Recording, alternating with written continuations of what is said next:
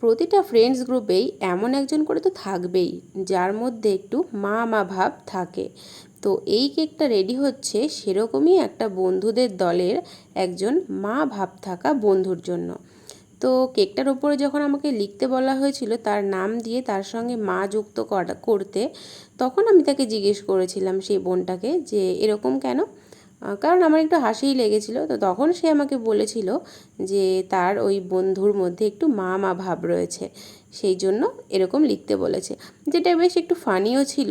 আর সেলিব্রেশনটাও খুব তাদের জন্য স্পেশাল হয়ে গিয়েছিল।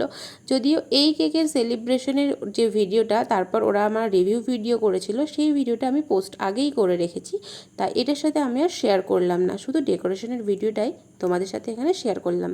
তো তোমাদের এই সিম্পল ডেকোরেশনের বেন্টো কেকটা কেমন লেগেছে আমাকে অবশ্যই কমেন্টে জানিও, কারণ তোমাদের একটা কমেন্ট আমাকে পরবর্তী ভিডিও বানাতে উৎসাহ যোগায়। Thank you.